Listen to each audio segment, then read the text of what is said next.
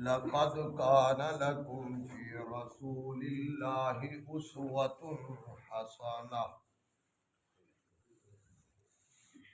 वक़ाल फ़ी मक़ामिन आख़र अयहसबून अन्नमा नुमिद्दुहुम बिही मिन मालिन व बनीन सदक़ल्लाहुल अज़ीम। हर तरह की हम्दो सना अल्लाह रब रहमान वास्ते, बेशुमार दुरूद व सलाम नबी रहमत जनाब मुहम्मद रसूलुल्लाह सल्लल्लाहु अलैहि व आलिहि वसल्लम दी ज़ात गिरामी व बरकत, साहिबो साथियों बुजुर्गों भाइयों दोस्त, सोने नबी सल्लल्लाहु अलैहि व आलिहि वसल्लम ने फरमाया,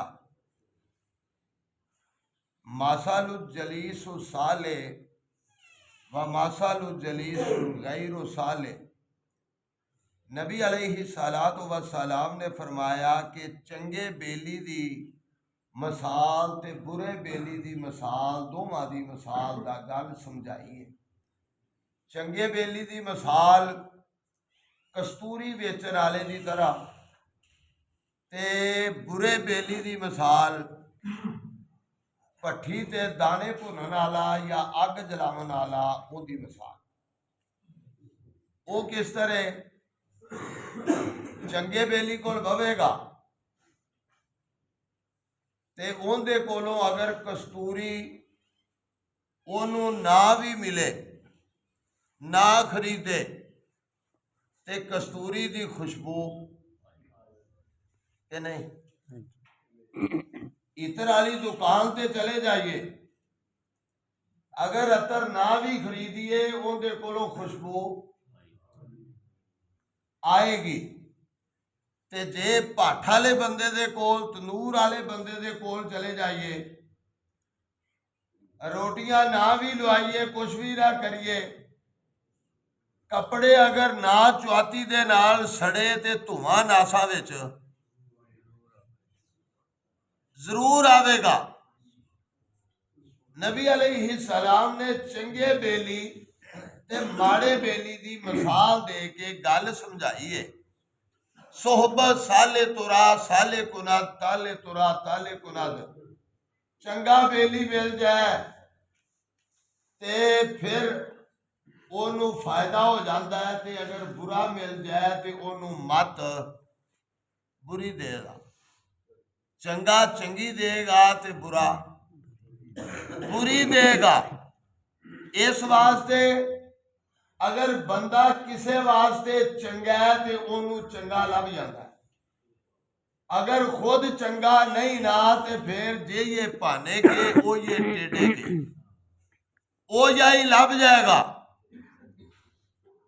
और अगर चंगे कोल बवेगा, कोई दीन दी गल, कोई मसला, कोई ना कोई चंगी गल, ते भैड़े कोल बवेगा ते ओने किसे ना किसे दे कीड़े ही कटने ने, ओने गल चंगी करनी नहीं, ओने लाई बुझाई वाला ही काम करना है। चूंकि सोहने नबी ने फरमाया भी मुआशरे च गंदा बंदा होवे जिहड़ा लाई बुझाई दा काम करदा, मुआता फड़िया उधरों इनू जड़ दिता, उधरों ओनू जड़ दिता, ओनू जड़ दिता।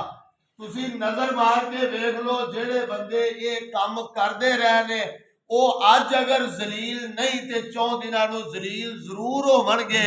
खैर खाई करने वाला बंदा हमेशा वो ना पता लगे तो उनके जनाजे तो ही पता लग जाए, जींदिया ना पता लगे तो मरिया पता लग जा। कई ऐसे देखे ने जमीन को नहीं, भांडा को नहीं, कोई चीज नहीं, लेकिन उनका बरतारा ही इन्ना चंगा है। इन्नी दुनिया जनाजे नाल हुंदी उदों सोचदा यार बंदा कितना कीमती होवेगा जिहदे जनाजे नाल अच्छे लोग आए।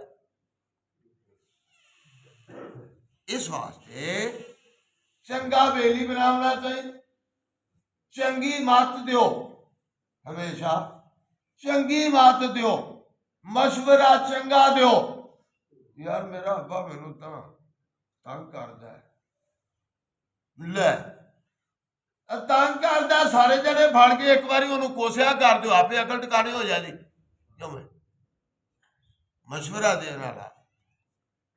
ਤੇ ਜੇ ਚੰਗੇ ਬੰਦੇ ਕੋਲੋਂ ਮਸ਼ਵਰਾ ਲਿਆ ਉਹ ਕੋਈ ਗੱਲ ਨਹੀਂ, ਫਿਰ ਆਖਰ ਬਾਪ ਚ ਹੋਇਆ, ਆਖਰ ਬਾਪ ਚ ਹੋਇਆ ਤੇ ਕੋਈ ਗੱਲ ਕਰ ਲਈ ਤੇ ਤੇਰੀ ਕਿਹੜੀ ਫੜ ਲੈ ਗਈ ਉਹਦੇ ਨਾਲ।